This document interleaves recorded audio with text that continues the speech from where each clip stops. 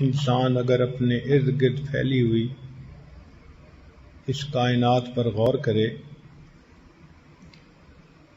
تو یہ جلوہ گاہ یار نظر آتی ہے۔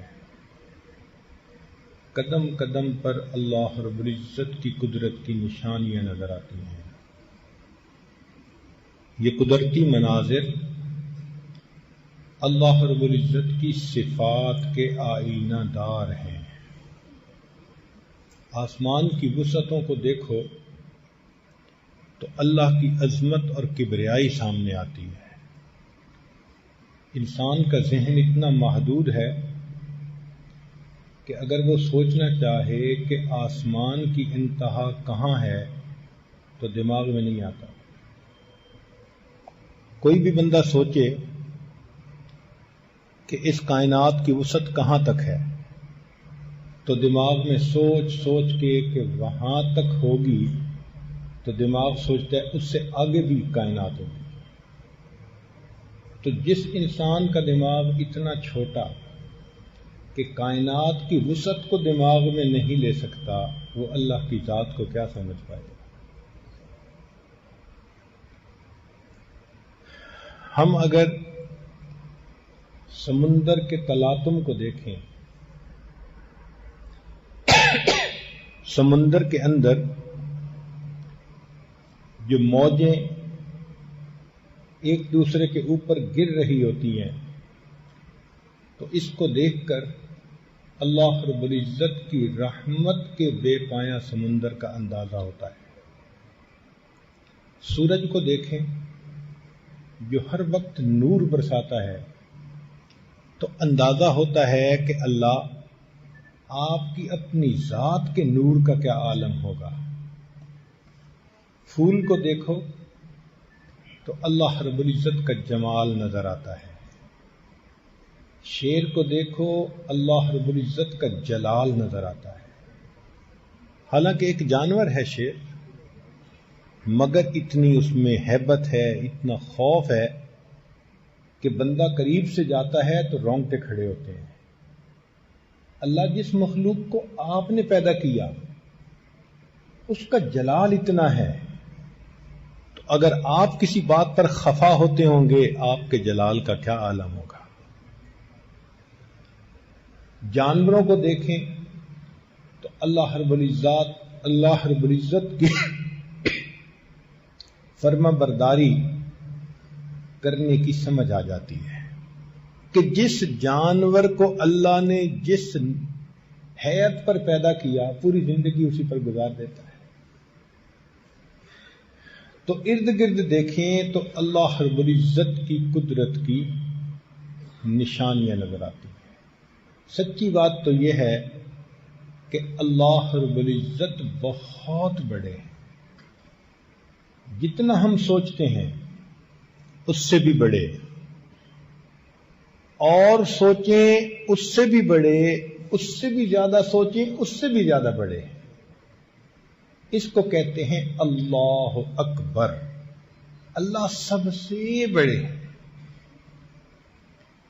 آپ سوچیں کہ اذان میں 4 مرتبہ شروع میں کہا جاتا ہے اللہ اکبر اللہ اکبر اللہ اکبر اللہ اکبر۔ یہ 4 مرتبہ کہنے کی حکمت کیا ہے کہ مخلوق 4 طرح سے عناصر آگ، پانی، ہوا اور مٹی، اسی سے مخلوق بنی۔ تو کچھ مخلوق آگ سے بنی جیسے جن، کچھ ہوا کی مخلوق، کچھ مٹی سے مخلوق، کچھ پانی کی مخلوق۔ تو جب مؤذن اللہ اکبر کہہ رہا ہوتا ہے تو وہ پیغام دیتا ہے کہ آؤ اس پروردگار کی طرف جو آگ اور اس کی مخلوق کی طاقت سے بھی زیادہ طاقت والا ہے، جو مٹی اور اس سے پیدا ہونے والی مخلوق کی طاقتوں سے بھی بڑا طاقت والا ہے، جو پانی اور اس کی مخلوق کی طاقت سے زیادہ بڑی طاقت والا ہے، جو ہوا اور اس کی مخلوق کی طاقتوں سے بھی زیادہ بڑی طاقت۔ کبھی آپ نے پانی کی طاقت دیکھی؟ اللہ اکبر۔ سمندر میں اگر کبھی طوفان آ جائے بڑے بڑے جہاز الٹے ہو جاتے ہیں. ایک چھوٹا سا طوفان آیا تھا، ہماری زبان میں اس کو سونامی کہا گیا، لیکن شہروں کے شہر ختم، بلڈنگز ختم، انسانوں کا نام و نشان مٹ گیا. یہ چھوٹا سا طوفان تھا. پانی کی اتنی طاقت ہے، آگ اتنی طاقت والی ہوتی ہے کہ جب یہ بڑھتی ہے تو بجھائی نہیں جا سکتی. چنانچہ رشیا میں ایک جگہ سفر کرتے ہوئے ہم نے آگ کا ایک شعلہ دیکھا جو پتہ نہیں کتنے فرلانگ اونچا تھا. تو میں نے اپنے ساتھی سے پوچھا کہ یہ کیا ہے؟ اس نے کہا جی کہ تیل کا کنواں کھود رہے تھے، ڈگنگ کر رہے تھے، فنی خرابی کی وجہ سے اس میں سے جب تیل نکلنے کا وقت آیا تو آگ لگ گئی. اب وہ تیل اتنے پریشر سے نکل رہا ہے کہ آگ لگی ہوئی ہے. پوری دنیا کی کمپنیوں نے کوشش کر لی آگ کو بجھانے کی، سالوں گزر گئے، آج تک آگ نہیں بجھا سکے.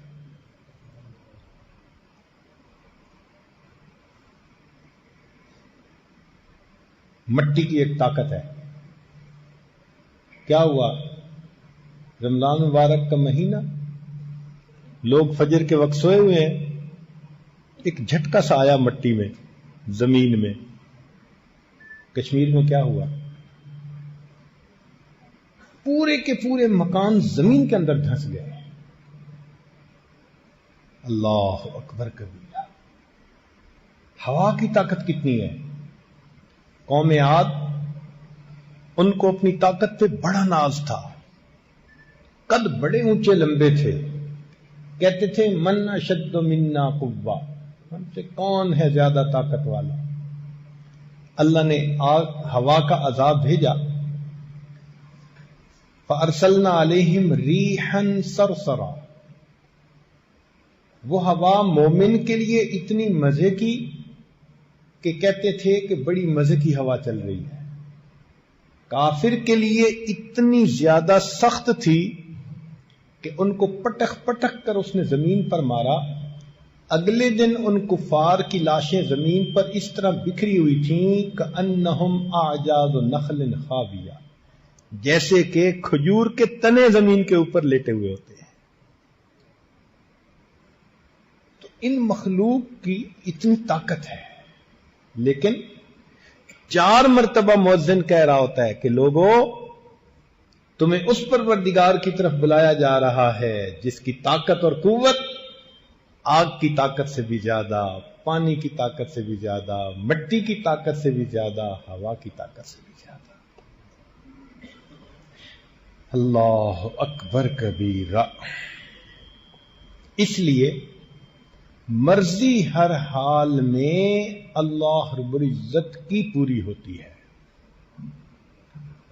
مرضی ہر حال میں اللہ رب العزت کی پوری ہوتی ہے. آپ سوچئے، حضرت آدم علیہ السلام جنت میں ہیں اور دل چاہتا ہے کہ ہمیشہ جنت میں رہیں.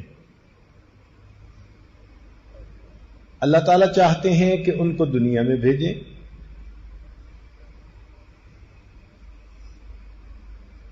شیطان نے آ کر مشورہ دیا کہ یہ دانا کھا لے تو ہمیشہ جنت میں رہیں گے. کھا لیا اور نتیجہ کیا نکلا؟ زمین پر اترنا پڑا. تو مرضی کس کی پوری ہوئی؟ اللہ رب العزت کی. حضرت نوح علیہ السلام اللہ کے پیغمبر علیہ السلام ہیں. طوفان آ چکا، کشتی میں سوار ہیں، سگا بیٹا سامنے کھڑا ہے. فرماتے ہیں یا بنی ارکم معنا، اے بیٹے ہمارے ساتھ کشتی میں سوار ہو جاؤ.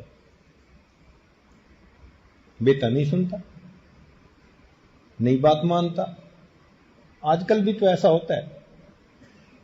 باپ دین کی کشتی میں سوار ہے اور بیٹا فسق و فجور کے طوفان میں ہے، تو باپ کہتا ہے یا بنی ارکم معنا، بیٹے نیک بن جاؤ، آؤ ہمارے ساتھ کشتی میں سوار، نہیں سنتے۔ حضرت نوح علیہ السلام کی اتنی چاہت ہے، لیکن بیٹا بالآخر فحال بینہم الموج فکان من المغرقین، والد کی آنکھوں کے سامنے غرق ہو گیا، تو مرضی کس کی پوری ہوئی؟ اللہ رب العزت کی۔ ایک موقع پر نبی علیہ الصلوۃ والسلام نے دل میں ارادہ فرما لیا کہ میں شہد استعمال نہیں کروں گا، کہ اس میں ایک خاص قسم کی مہک آتی ہے۔ جب ارادہ فرما لیا تو رب کریم کی طرف سے محبوبانہ خطاب آ گیا، یا ایھا النبی لم تحرم ما احل اللہ لک تبتغی مرضات ازواجک واللہ غفور رحیم۔ اس کے بعد نبی علیہ الصلوۃ والسلام نے دوبارہ شہد کا استعمال شروع فرما دیا، تو مرضی کس کی پوری ہوئی؟ تو یہ بات دل میں بٹھا لیجئے کہ اللہ رب العزت سب سے بڑے ہیں اور مرضی ہر حال میں اسی اللہ کی پوری ہوتی ہے۔ اس لیے اللہ کے سامنے کسی کی بڑائی نہیں چل سکتی۔ آپ غور کریں کہ دو بندے ایسے ہیں جن کو جنت کی خوشبو نہیں مل سکتی، جو جنت میں قدم نہیں رکھ سکتے۔ کون؟ ایک مشرک فیصلہ کر دیا، ان اللہ لا یغفر ان یشرک بہ ویغفر ما دون ذلک لمن یشاء، اللہ تعالیٰ مشرک کو معاف نہیں کریں گے، اس کے سوا کوئی گناہ لے کر آئے گا چاہیں گے اللہ معاف کر دیں گے۔ اور ایک فرمایا حدیث پاک میں کہ لا يدخل الجنہ من کان فی قلبہ مثقال ذرۃ من کبر، جس کے دل میں ذرہ کے برابر بھی تکبر ہوگا وہ جنت میں نہیں داخل ہو سکے گا۔ نہ متکبر اور نہ متکبر کہتے ہیں جو اپنے کو بڑا سمجھے، اور مشرک کہتے ہیں جو مخلوق میں سے کسی کو بڑا سمجھے۔ بڑا سمجھتا ہے تو سجدے کرتا ہے نا، تو جس نے اپنے کو بڑا سمجھا اس پر بھی جہنم جنت حرام، اور جس نے مخلوق میں سے کسی کو بڑا سمجھا تو بڑا کون ہے؟ اس لیے جب ہم اللہ اکبر کہتے ہیں تو معنی ہوتا ہے کہ نہ میں بڑا نہ کوئی اور بڑا، بڑا کون ہے؟ اللہ رب العزت ہی بڑے ہیں۔ دن میں 5 مرتبہ مسجد بلایا تاکہ تم دنیا کے کاموں میں لگے ہوئے ہو، شاید سبق تم بھول جاؤ، تمہیں یاد دہانی رہنی چاہیے۔ اللہ اکبر کے الفاظ سے آؤ اس ذات کی طرف جو سب سے بڑی ذات ہے، تاکہ تمہیں تمہارا مقصد یاد رہے۔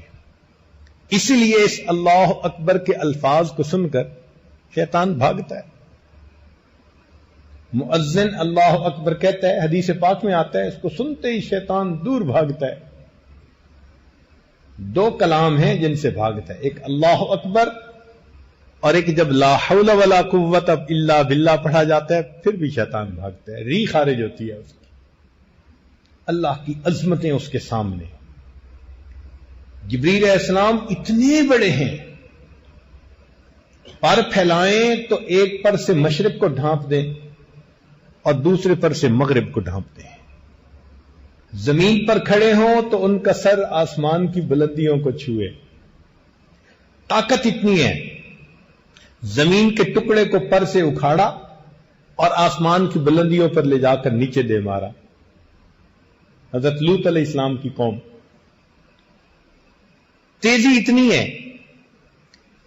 کہ بارش کا ایک قطرہ زمین سے ایک بالشت کے فاصلے پر ہو تو اس سے پہلے کہ وہ قطرہ زمین پر پہنچے وہ آسمان سے زمین پر آ کر پھر واپس جا سکتے ہیں۔ اور ان کے بارے میں نبی علیہ السلام نے فرمایا کہ بسا اوقات اس پر اللہ کے جلال کا اتنا غلبہ ہوتا ہے کہ جبرائیل کا قد ایک چڑیا کے برابر بن جاتا ہے. اللہ کی عظمت ایسی ہوتی ہے، ان کی کانپتے ہیں وہ اللہ کی عظمت سے. ہمیں اپنے دلوں میں اس اللہ کی عظمت کو بٹھانا چاہیے تاکہ گناہوں کا چھوڑنا آسان ہو جائے.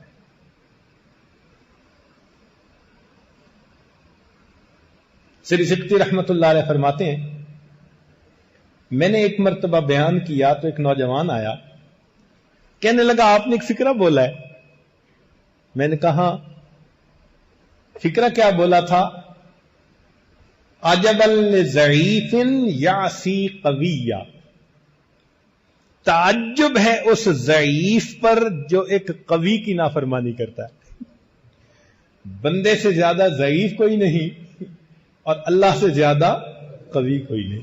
کتنا تعجب ہے کہ ایک ضعیف اس قوی کی نافرمانی کر رہا ہوتا ہے. عجبا لضعیف یعصی قویا. تو جب عظمت دل میں بیٹھتی ہے پھر انسان گناہوں سے آسانی سے بچ سکتا ہے. اس لیے اللہ رب العزت نے ذکر کثیر کا حکم دیا. اذکر اللہ ذکرا کثیرا. مقصد کیا تھا کہ یہ ہر وقت یاد رکھیں کہ اللہ بہت بڑے ہیں. پھر دنیا ان کا دل نہیں لبھا سکے گی، ان کو اس راستے سے نہیں ہٹا سکے گی. اس لیے مومن بہانے سے اللہ کی بات چھیڑتا ہے. ماں کو دیکھو کہیں بیٹھی ہو بیٹے کا تذکرہ چھیڑ دیتی ہے. میرا بیٹا دودھ کو دودھ کہتا ہے. محبت ہے نا. بیوی کو خاوند سے محبت، 5 منٹ میں اپنے خاوند کی ساری باتیں دوسری عورت کو بتا دیتی ہے. اسی طرح مومن کو اپنے رب سے محبت ہوتی ہے. تو مومن کا بھی یہی حال، جہاں بیٹھتا ہے جہاں جاتے ہیں ہم تیرا فسانہ چھیڑ دیتے ہیں. اللہ کا تذکرہ، اللہ کی باتیں، اللہ کی عظمت، اللہ کی نعمتوں کے تذکرے مومن کا شیوا ہوتا ہے. آج اللہ رب العزت کے ساتھ محبت کا اظہار کریں گے تو قیامت کے دن پھر اس کا انعام پائیں گے. یہ جو ایمان ہے نا، یہ رجسٹریشن ہے بندے کی کہ اللہ کی بندگی میں داخل ہو گئے، رجسٹرڈ بندے بن گئے اللہ کے. ایک سکول تھا، لائن لگی ہوئی تھی، طلباء لائن میں جا رہے تھے. ایک کھڑکی کے سامنے تو ہر طالب علم کو جانے پر مٹھائی کا ڈبہ دیا جاتا تھا. ایک دیہاتی نوجوان نے دیکھا، لڑکے نے، کھڑکی کے سامنے جانے پر مٹھائی کا ڈبہ ملتا ہے. وہ بھی لائن میں لگ گیا. چنانچہ آگے بڑھتے بڑھتے اس دیہاتی کی بھی باری آ گئی. جب یہ کھڑکی کے سامنے پہنچا تو مٹھائی کا ڈبہ دینے والے نے کہا کہ اپنا آئی ڈی کارڈ دکھاؤ. یہ کہنے لگا وہ کیا ہوتا ہے؟ اس نے کہا جو اسٹوڈنٹ یہاں رجسٹرڈ ہیں ان کا ایک آئی ڈی کارڈ بنا ہوا ہے، ان کو انعام مل رہا ہے. تم اگر رجسٹر نہیں تو جاؤ یہاں سے. جیسے اس دیہاتی لڑکے کو افسوس ہوا، اسی طرح آج جس نے اپنے ایمان کو رجسٹرڈ کروا لیا، کل قیامت کے دن اللہ کے سامنے جائے گا، انعام کا ڈبہ پائے گا. اور کوئی ویسے ہی لائن میں لگ کے چلا گیا تو اس کو کہیں گے پروو یور آئیڈینٹی. کون ہو بھائی، کہاں سے آ گئے، دنیا میں کہاں تھے؟ اسی لیے جیسے بچے کا تعلق ماں سے ہوتا ہے نا، ہر چیز میں اپنی ماں کی طرف دیکھتا ہے. مومن کا تعلق اسی طرح اپنے پروردگار کے ساتھ ہوتا ہے. ہر معاملے میں اللہ پہ نظر، ہر معاملے میں اللہ پہ نظر.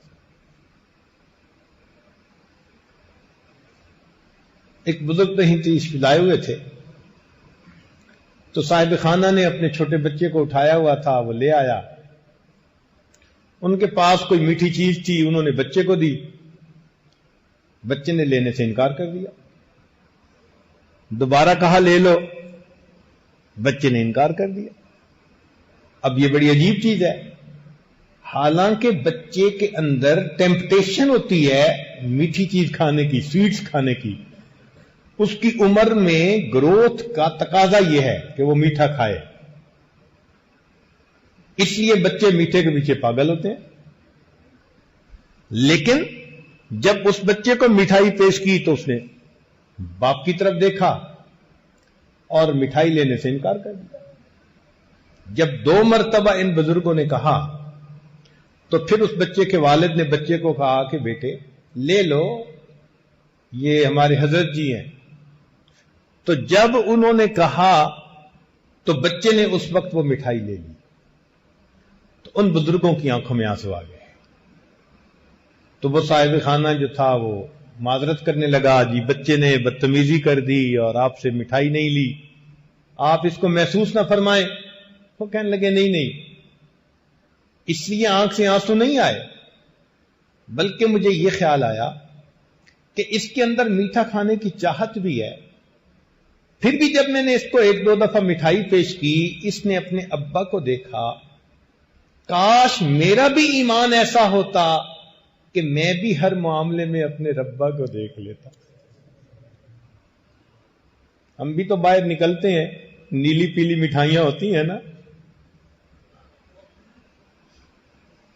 تو وہ مٹھائی کی طرف للچا کے دیکھنے کی بجائے ہم بھی تو ربا کو دیکھیں نا، کہ رب چاہتے ہیں تو دیکھوں گا، نہیں چاہتے تو آنکھ اٹھا کے بھی نہیں دیکھوں گا۔ تو یہ اللہ رب العزت کی عظمت مومن کو دل میں بٹھانی پڑتی ہے۔ اب یہاں ذہن میں یہ بات رکھیے کہ اللہ رب العزت نے جس طرح اس کائنات کو پیدا کیا تو اس کائنات میں جو حالات عدلتے بدلتے ہیں وہ بھی اللہ کی منشا سے ہوتے ہیں۔ اللہ تعالی مغیر الاحوال ہے، دن عدلتے بدلتے ہیں۔ وَتِلْكَ الْأَيَّامُ نُدَاوِلُهَا بَيْنَ النَّاسِ، ہم انسانوں کے درمیان یہ دل عدلتے بدلتے رہتے ہیں، نہ کسی پر ہمیشہ خوشی، نہ کسی پر ہمیشہ غم، نہ ہمیشہ صحت، نہ ہمیشہ بیماری، حالات عدلتے بدلتے ہیں۔ اور اس لیے بدلتے ہیں کہ اللہ تعالیٰ اپنے بندے کو مختلف حالات میں آزماتے ہیں۔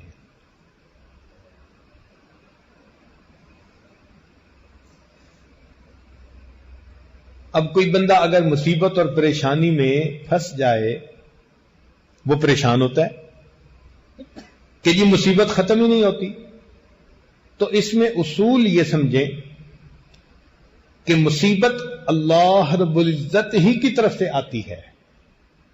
قُل لَن يُصِيبَنَا إِلَّا مَا كَتَبَ اللَّهُ لَنَا، کہہ دیجئے ہرگز تم کو کوئی پریشانی نہیں پہنچتی مگر وہی جو اللہ نے مقدر میں لکھی ہوتی۔ تو جب مصیبت آتی اللہ کی طرف سے ہے تو مصیبت کے ختم ہونے کے لیے رجوع بھی اللہ کی طرف کرنا چاہیے۔ ہم کیا کرتے ہیں کہ مصیبت تو اللہ کی طرف سے آئی اور اس کے دور کرنے کے لیے مخلوق کے پیچھے بھاگتے، یہاں معاملہ گڑبڑ ہوتا ہے۔ جس نے پریشانی کے عالم میں اللہ رب العزت کی طرف رجوع کیا، اللہ رب العزت اس کے حالات کو سنوار دیتے ہیں۔ چنانچہ انبیاء کرام کے واقعات قرآن مجید میں تفصیل کے ساتھ بتائے گئے تاکہ لوگوں کو پتہ چل جائے کہ پہلے والی بزرگ ہستیوں پر، مقدس ہستیوں پر بھی حالات آئے، انہوں نے اللہ کی طرف رجوع کیا، اللہ نے ان کے حالات کو ٹھیک کر دیا۔ ہم بھی ان کے نقش قدم پر چلنے والے بن جائیں۔ حضرت نوح علیہ السلام تقریباً 1000 سال تک اپنی قوم کو دعوت دیتے رہے اللہ کی طرف۔ رب انی دعوت قومی لیلا و نہارا، دن اور رات دعوت دی، مگر قوم ایسی تھی ماننے کے لیے تیار نہیں تھی، بہت تھوڑے لوگ تھے جو بات ماننے والے تھے۔ حتیٰ کہ طبیعت بھر گئی اور قوم مذاق اڑاتی تھی، یہاں تک کہ جب انہوں نے کشتی بنانی شروع کی تو قوم پوچھتی تھی کیوں بنا رہے ہو؟ فرماتے طوفان آئے گا، تو وہ کہتے ہم تو دعائیں مانگتے ہیں طوفان آئے، یہ ریت پر کشتی تھوڑا چلے گی۔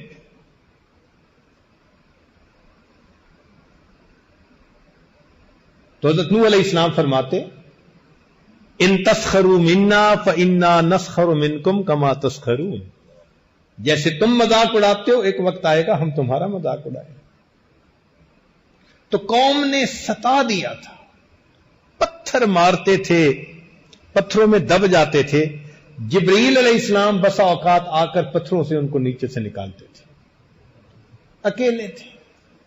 کتنا دل پہ انسان کے غم ہوتا ہے، آپ کسی کو چند دن بات سمجھائیں نا آپ تنگ آ جائیں گے۔ 1 سال کی بات نہیں، 2 سال کی نہیں، 1000 سال۔ اللہ اکبر کبیرہ۔ ایک کرب تھا دل میں، ایک غم تھا دل میں، جس نے مغموم بنا دیا تھا حضرت نوح علیہ السلام کو۔ چنانچہ بالآخر انہوں نے اللہ سے دعا کی۔ اللہ تعالیٰ ارشاد فرماتے ہیں وَلَقَدْ نَادَانَا نُوحٌ فَلَنِعْمَ الْمُجِيبُونَ، تحقیق نوح علیہ السلام نے ہمیں پکارا اور ہم بہتر پکار کا جواب دینے والے ہیں۔ وَنَجَّيْنَاهُ وَأَهْلَهُ مِنَ الْكَرْبِ الْعَظِيمِ، ہم نے ان کو اور ان کے اہل خانہ کو کرب عظیم سے نجات عطا کی۔ تو اس کرب سے، ان مصیبتوں سے، دکھ سے بچانے والا کون ہے؟ اللہ رب العزت ہے۔ یہاں ایک اور بات بھی سمجھ لیجیے، حضرت نوح علیہ السلام کے بعد حضرت موسیٰ علیہ السلام اور حضرت ہارون علیہ السلام دونوں پیغمبر فرعون کی طرف بھیجے گئے۔ انہوں نے جا کر دعوت دی، مگر فرعون نے اپنی حکومت کے نشے میں ان کی قوم کو پیس کے رکھ دیا۔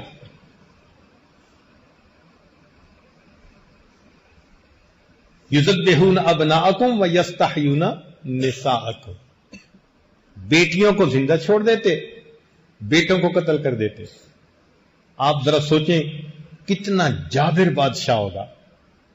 آج کسی کے بچے کو کوئی ناحق قتل تو کروا کے دیکھے، اگلے دن اس کو اپنی حکومت چھوڑنی پڑ جائے گی۔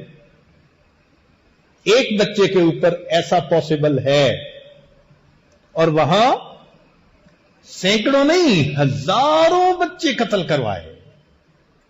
نہیں کوئی کر سکتا تھا۔ اس قوم کے اوپر فرعون کا کتنا ہولڈ ہوگا، کتنا جابر بادشاہ ہوگا۔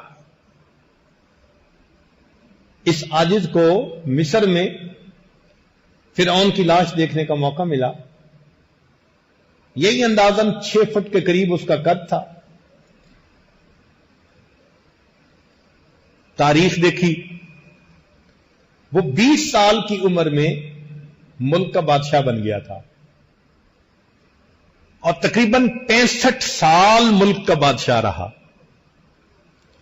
یہ جو ابتدائے جوانی میں اتنا اختیار مل گیا، اتنا مال مل گیا، اس نے دماغ خراب کر کے رکھ دیا۔ کہا کرتا تھا انا ربکم الاعلی۔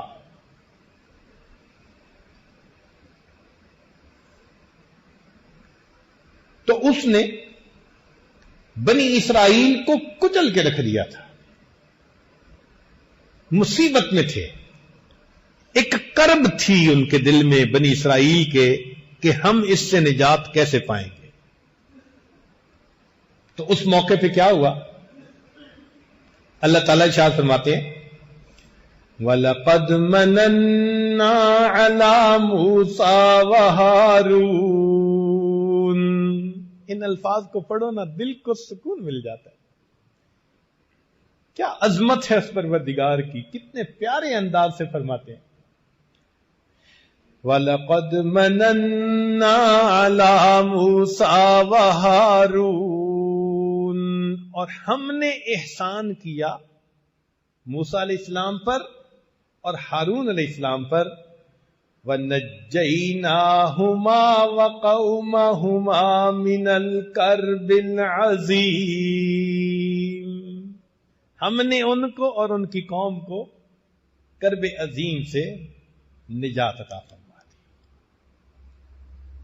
ایک اور واقعہ, حضرت یونس علیہ السلام نے اپنی قوم کو تعلیم دی, تبلیغ کی, قوم نہ مانی, حتیٰ کہ انہوں نے یہ فیل کیا کہ یہ ماننے والے لوگ نہیں.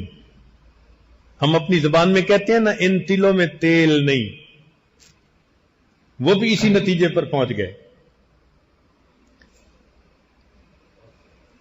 اشارہ بھی مل گیا کہ عذاب آئے گا قوم کے اوپر, تو وہ جلدی وہاں سے نکل پڑے.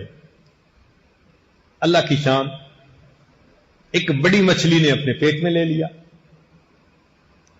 اب پیٹ کے اندر ہیں, کہیں نکل نہیں سکتے. تو اس وقت حضرت یونس علیہ السلام نے اس حصار میں سے نکلنے کے لیے کس کو پکارا؟ اللہ رب العزت کو پکارا. اللہ تعالیٰ ارشاد فرماتے ہیں وَظَنُّونِ إِذْ ذَهَبَ مُغَاضِبًا وَظَنَّ أَن لَّن نَّقْدِرَ عَلَيْهِ فَنَادَىٰ فِي الظُّلُمَاتِ, اندھیروں میں اس نے پکارا. کیا کہا؟ اللہ الہ الا انت سبحانک انی کنت من الظالمین. اے اللہ, تیرے سوا کوئی معبود نہیں, تو پاک ہے, میں خطا کار. اپنی خطا کو مانا اور اللہ کو اس مصیبت سے نجات کے لیے پکارا. اللہ تعالیٰ ارشاد فرماتے ہیں فَاسْتَجَبْنَا لَهُ وَنَجَّيْنَاهُ مِنَ الْغَمِّ, ہم نے اس کی اس پکار کو قبول کر لیا اور اس کو غم سے نجات عطا فرمائی. وَكَذَلِكَ نُنْجِي الْمُؤْمِنِينَ, ہم ایمان والوں کو ایسے ہی نجات عطا فرمائیں.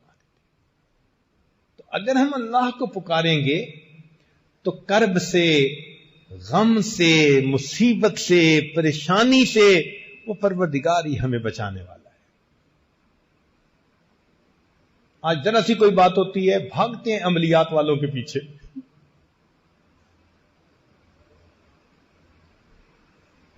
کیا فائدہ ایمان خراب کرنے کا؟ جاؤ تو کسی صاحب شریعت بندے کے پاس جاؤ, کم از کم شریعت پہ عمل تو ہو.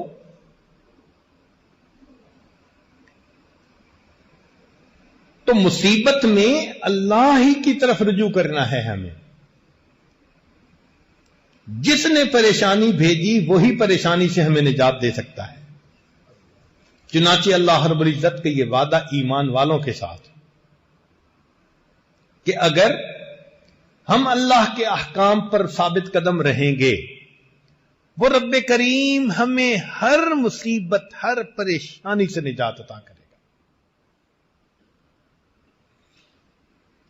چنانچہ ایک اور واقعہ, سیدنا ابراہیم علیہ السلام اپنی قوم میں اکیلے ہیں.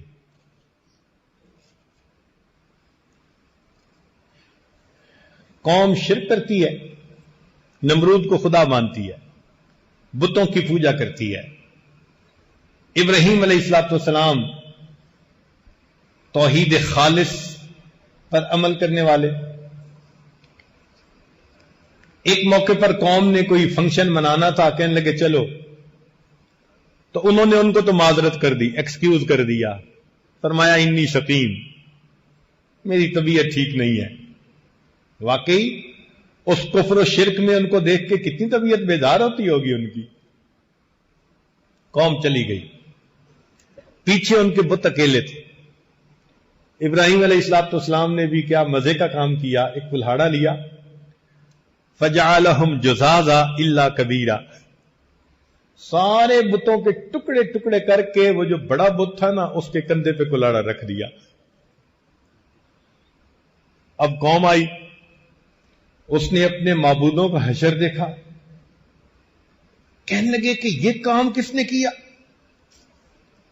تو ان میں سے کسی نے کہا کہ انا سمعنا فتى یذکرہم یقال لہ ابراہیم، ہم نے ایک نوجوان کو سنا ہے نام ابراہیم، وہ ان بتوں کے بارے میں اس طرح کی کوئی باتیں کرتا تھا ناگواری کی، اسی نے لگتا ہے کیا ہوگا. چنانچہ حضرت ابراہیم علیہ السلام کو انہوں نے پکڑ لیا، پوچھا. آپ نے فرمایا کہ بڑے سے پوچھو، بھئی جہاں سے مال برآمد ہو چور تو وہی ہوتا ہے نا. تو تمہارے اس بڑے کے کندھے پہ کلاڑا ہے. اب وہ ہکے بکے کیا کہیں، نتیجہ کیا نکلا؟ کہنے لگے حرکوہ، اسے آگ میں ڈال دو، وانصروا آلہتکم، اپنے معبودوں کی مدد کرو. کیا معبود ان کے؟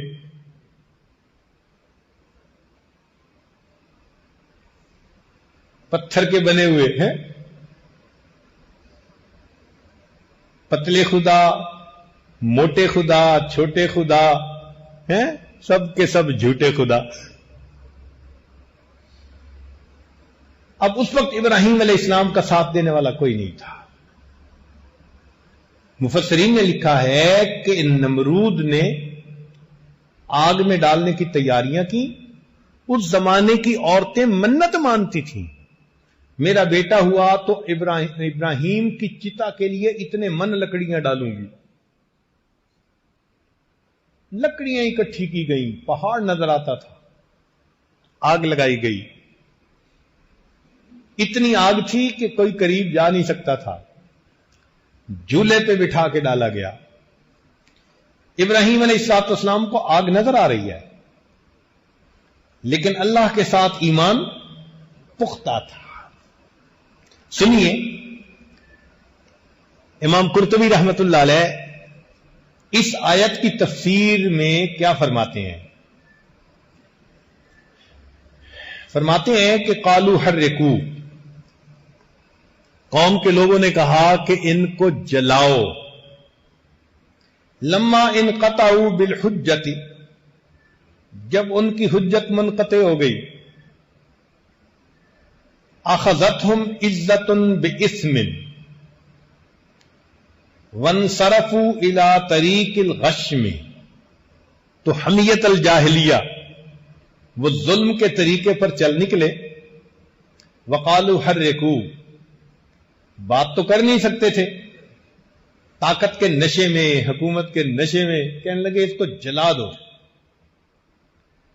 رویہ، یہ روایت ہے، ان قائل هذه المقالۃ هو رجل من الاکراد، فرماتے ہیں کہ یہ بات جو کہنے والا تھا نا کہ ان کو جلاؤ، یہ کرد لوگوں میں سے ایک تھا. عراق میں جیسے کرد تھے، ابراہیم علیہ السلام اسی علاقے میں تھے. من اعراب فارس، ای من بادیتها، دیہاتی بندہ تھا. قال ابن عمر و مجاہد و ابن جریج و یقال اسمہ حیزر، اس کا نام مفسرین نے اس بندے کا حیزر لکھا ہے. جس نے یہ بات کہی تھی فخسف اللہ بہ الارض، اللہ نے اس بندے کو زمین کے اندر دھسا دیا. فہو یتجلجل فیہا الی یوم القیامہ، فرماتے ہیں کہ وہ قیامت تک زمین کے اندر دھنسا ہوا چیختا رہے گا.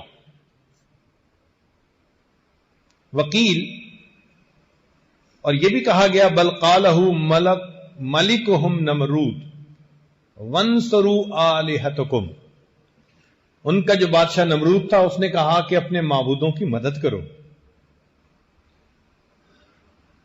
بتحریک ابراہیم لأنہ یسبھا ویعیبھا، اس لیے کہ ابراہیم علیہ السلام نے ان کے بارے میں ناپسندیدہ الفاظ کہے تھے اور ان میں عیب نکالا تھا کہ پوچھو ان سے، اور وہ تو بتا نہیں سکتے تھے. وجاء بالخبر، اور خبر میں یہ بات آئی ہے ان نمرود بنا صرحا طولہ 80 ذراعا، اس نے ایک تالاب بنوایا، گڑا، 80 ہاتھ اس کی لمبائی تھی، وَأَرْضُهُ 40 ذراع، 40 ہاتھ اس کی چوڑائی تھی. قال ابن اسحاق وَجَمَعُ الْحَطَبَ شَهْرًا، 1 مہینہ وہ اس میں لکڑیوں کو جمع کرتے رہے. ثم اوقدوه، پھر انہوں نے آگ کو جلایا. واشتعلت واشتدت، آگ جل پڑی اور سخت شدت اختیار، بھڑک گئی. حتی ان کان الطائر لیمر بجنباتها فیحترق من شدت وہجها، حتیٰ کہ اگر کوئی پرندہ اس آگ کے اوپر سے گزرنے لگتا تھا تو شدت کی وجہ سے جل کے نیچے گر جاتا تھا. پرندہ بھی اوپر سے نہیں گزر سکتا تھا. ثم قیدوا ابراہیم ووضعوه فی المنجنیق مغلولا، پھر انہوں نے ابراہیم علیہ السلام کو قید کیا، پکڑا، اور ان کو منجنیق میں انہوں نے بٹھایا اور ان کے ہاتھ باندھے ہوئے تھے، ہتھکڑیاں لگی ہوئی تھی، یوں سمجھ لیں. ویقال، اور یہ بھی کہا گیا، ان ابلیس صنع لهم المنجنیق یومئذ، کہ ابلیس ایک بندے کی شکل میں آیا تھا اور اس نے آ کے ان کو جھولا بنانے کا گر سکھایا تھا. آرکیٹیکٹ وہ تھا کہ یوں کر کے جھولا بناؤ. فدجت السماوات والارض ومن فیہن من الملائکۃ وجمیع الخلق،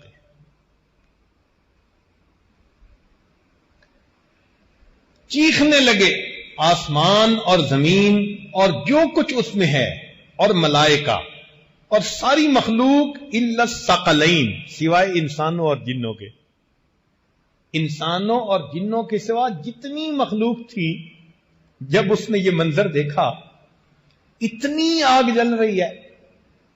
اب ایک بندے کے لیے تو چند فٹ کی آگ چاہیے نا، یہ اتنی آگ تھی کہ پرندے قریب سے نہیں گزر سکتے تھے. اور جھولے میں بٹھایا گیا، ہاتھ بندھے ہوئے ہیں، پاؤں بندھے ہوئے ہیں. اب وہ جھولا جھلا کر ان کو ڈالنا چاہتے ہیں. تو اس وقت آسمان اور زمین اور اس کے اندر کی جو مخلوق ہے وہ پکار اٹھی، اللہ اکبر، کہنے لگی ربنا، اے ہمارے پروردگار، ابراہیم لیس فی الارض احد یعبدک غیرہ، ابراہیم اکیلا ہی تو ہے زمین میں جو تیری عبادت کرتا ہے، اس کے علاوہ کوئی نہیں کرتا. یحرق فیک، آپ کی خاطر اس کو جلایا جا رہا ہے. فاذن لنا فی نصرتہ، ہمیں اجازت دے دیجئے کہ ہم ابراہیم کی مدد کر سکیں.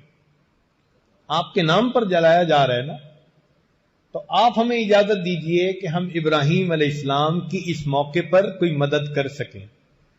جیسے کسی کو پریشانی میں دیکھ کے کہتے ہیں نا، can I help you, what can I do for you. تو ساری مخلوق نے یہی بات کہی کہ اللہ، ہم آپ کے ابراہیم علیہ السلام کی مدد کر سکیں. فقال اللہ تعالی، اللہ رب العزت نے فرمایا، ان استغاث بشیء منکم او دعاہ فلینصرہ فقد اذنت له فی ذلک، اگر میرا ابراہیم تم سے مدد مانگے یا تمہاری اس دعوت پر مدد کو قبول کرے تو تم مدد کرو، میری طرف سے تم کو اجازت ہے. وَإِن لَّمْ يَدْعُ غَيْرِي، اور اگر وہ میرے کسی غیر کو نہیں پکارتا، فَأَنَا أَعْلَمُ بِهِ وَأَنَا وَلِيُّهُ، تو میں اس کو جانتا ہوں اور میں اس کا سرپرست ہوں. سبحان اللہ. جو بندہ اللہ سے لو لگاتا ہے اللہ رب العزت اس کے حالات کو بھی جانتے ہیں اور پھر اللہ اس بندے کے سرپرست بھی ہوتے ہیں، اس کے نگہبان، اس کے نگران، اس کے سرپرست ہوتے ہیں. تو اللہ تعالیٰ فرماتے ہیں کہ میں اس کا ولی ہوں. فلما ارادوا القاءه فی النار، جب ان لوگوں نے ارادہ کر لیا کہ ابراہیم علیہ الصلوۃ والسلام کو آگ کے اندر ڈالے، اتاہ خزان الماء وهو فی الهواء، تو ابراہیم علیہ الصلوۃ والسلام ہوا میں تھے، یعنی منجنیق سے نکل کر آگ میں جانے کے لیے ابھی ہوا کے اندر ہیں. تو پانی کا فرشتہ آتا ہے جو خازن ہے پانی کا، اور وہ آ کے کہتا ہے، فقالو، ان فرشتوں نے کہا، یا ابراہیم ان اردت اخمدنا النار بالماء، اگر آپ چاہیں تو ہم اس آگ کو پانی سے بجھا دیتے ہیں، ابھی بارش برسا دیں گے تو یہ آگ ختم ہو جائے گی. فقال، ابراہیم علیہ السلام کا یقین دیکھیے، ایمان دیکھیے، لا حاجت لی الیکم، دنیا کے اسباب کی منفی تو اپنی جگہ، فرشتے آئے ہیں، فرشتوں کو بھی کہہ دیا مجھے آپ کی کوئی ضرورت نہیں ہے. وَأَتَاهُ الْمَلِكُ الرِّيحِ، پھر اس کے سامنے، اس کے پاس ہوا کا فرشتہ آیا. فقال لو شئت طیرت النار، اگر آپ کہیں ایسی ہوا چلے کہ آگ کو ہی اڑا کے لے جائے. فقال لا، ابراہیم علیہ السلام نے فرمایا نہیں. ثم رفع رأسه الى السماء فقال، پھر اللہ رب العزت کی، پھر انہوں نے آسمان کی طرف سر اٹھایا اور یہ کہا، اللہم انت الواحد فی السماء، اے اللہ تو آسمان میں اکیلا ہے، وَأَنَا الْوَاحِدُ فِي الْأَرْضِ لَيْسَ أَحَدٌ غَيْرِي يَعْبُدُكَ غَيْرِي، میں زمین میں اکیلا ہوں، میرے سوا تیری عبادت کرنے والا کوئی نہیں. حسبی اللہ ونعم الوکیل، میرے لیے اللہ کافی ہے، وہی میرے لیے بہتر وکیل ہے. اللہ اکبر. ایمان دیکھیے کیسا تھا، یقین اللہ کے وعدوں پہ کتنا تھا، بھروسہ کتنا تھا. سامنے آگ نظر آ رہی ہے، ہوا کے اندر ہیں، اب تو لمحوں کی بات ہے، مگر متزلزل نہیں ہوئے. چنانچہ ایک دوسری آیت میں فرماتے ہیں کہ ان ابراہیم حین قیدوہ لیلقوہ فی النار قال لا الہ الا انت سبحانک رب العالمین لک الحمد ولک الملک لا شریک لک. قال ثم رموا بہ فی المنجنیق من مزرب شاسع، پھر انہوں نے اس کو منجنیق میں بٹھا کر دور سے، شاسعین دور سے اس کو آگ کے اندر ڈالا. فاستقبلہ جبریل، اس موقع پر پھر جبریل علیہ السلام آئے. جب پانی کے فرشتے کو انکار، ہوا کے فرشتے کو انکار، تو جبریل علیہ السلام تو اللہ کے انبیاء کی مدد پر متعین ہے نا، ان کا تو چارٹر آف ڈیوٹی ہے انبیاء کی مدد کرنا. تو جبریل علیہ السلام اس وقت آتے ہیں. فقال، جبریل علیہ السلام نے آ کر پوچھا، یا ابراہیم الک حاجہ، اے ابراہیم what can I do for you? Do you need me? آپ کو میری ضرورت ہے. قال اما الیک فلا، ابراہیم علیہ السلام نے فرمایا اگر تو اپنی طرف سے آئے ہو تو کوئی ضرورت نہیں، اگر اپنی طرف سے آئے ہو تو کوئی ضرورت نہیں. فقال جبریل علیہ السلام نے کہا، فاسأل ربک، اے ابراہیم خلیل اللہ پھر اپنے رب سے سوال کیجئے۔ تو جب انہوں نے یہ کہا ابراہیم علیہ السلام نے عجیب جواب دیا، فقال، فرمایا، حسبی من سؤالی علمہ بحالی،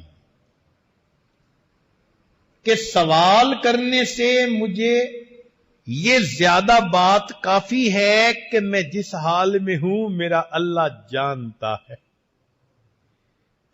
یہ بات میرے لیے کافی ہے، مجھے سوال کرنے کی کیا ضرورت ہے، میرا پروردگار دیکھنے والا، جاننے والا۔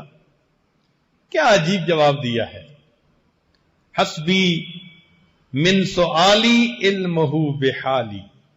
فقال اللہ تعالی وہو اصدق القائلین یا نار کونی بردا وسلاما علی ابراہیم۔ رب کریم نے براہ راست آگ کو حکم دیا، اے آگ میرے ابراہیم پر ٹھنڈی اور سلامتی والی ہو جا۔ قال بعض العلماء، بعض علماء نے یہ لکھا کہ فرمایا کہ جعل اللہ فیہا بردن یرفع حرہا، اللہ نے اس میں ٹھنڈ پیدا کر دی جس نے گرمی کو ختم کر دیا، وحرن یرفع بردہا، اور ایسی گرمی جس نے ٹھنڈک کو ختم کر دیا، یعنی ایئر کنڈیشنڈ۔ آپ آج کے زمانے میں اس کو یوں کہہ سکتے ہیں، نہ آگ محسوس ہوتی تھی نہ یخ ٹھنڈ محسوس ہوتی تھی، بہت ہی ایئر کنڈیشن قسم کا اس میں ماحول بنا دیا گیا۔ فصارت سلامن علی، چنانچہ ابراہیم علیہ السلام پر وہ سلامتی والی بن گئی۔ قال ابو العالیہ ولو لم یقل بردم و سلاما لکان بردھا اشد علیہ من حرھا، کہ اگر اللہ تعالیٰ بردم و سلامن ساتھ نہ کہتے نا تو اتنی ٹھنڈی ہو جاتی کہ ابراہیم علیہ السلام ٹھنڈ سے مر جاتے۔ تو بردن اکیلا نہیں کہا، وہ سلاما، اور سلامتی والی بھی کہا۔ لو لم یقل علی ابراہیم، اور اگر اللہ تعالیٰ علی ابراہیم نہ کہتے، لکان بردھا باقین علی الابد، اس جگہ کی ٹھنڈک قیامت تک اسی طرح موجود رہتی۔ تو فرمایا علی ابراہیم، یعنی ابراہیم جب تک تھے اس وقت تک ٹھنڈی۔ اللہ اکبر کبیرہ۔ وذکر بعض العلماء، بعض علماء نے یہ لکھا ہے کہ ان اللہ تعالی انزل زربیہ من الجنت فبسطها فی الجحیم، اللہ تعالیٰ نے جنت سے مخملی چادر جیسے زرابی و مبسوطہ، تو وہ چادر یعنی پہنچائی اور اس کو اس آگ کے اندر بچھا دیا گیا ابراہیم علیہ السلام کے لیے۔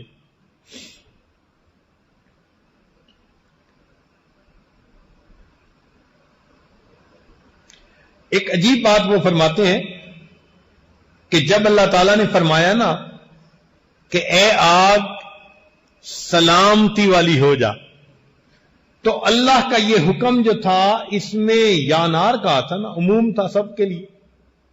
تو کہتے ہیں کہ اس حکم کے آتے ہی ابراہیم علیہ السلام کی آگ کے ساتھ پوری دنیا میں جہاں آگ جل رہی تھی ہر آگ بجھ گئی، کہ شاید یہ حکم مجھے دیا جا رہا، شاید یہ حکم میرے مالک کا مجھے دیا جا رہا۔ اللہ اکبر کر، اس مالک ملک کی عظمت کیا ہے۔ تو اللہ رب العزت انسان کو مصیبتوں سے بچاتے ہیں، دنیا کے ظاہری اسباب اگر نہ بھی ہوں، براہ راست اللہ تعالیٰ اسباب کو حکم فرما کر بندے کے فیور میں ان کو بنا دیتے۔ تو یہاں سے یہ بات سمجھ میں آئی کہ ہمیں اللہ رب العزت کے اوپر پکا یقین رکھنا چاہیے، اس کے وعدوں پہ بھروسہ رکھنا چاہیے، اس کے وعدے ہر حال میں سچ ثابت ہوتے۔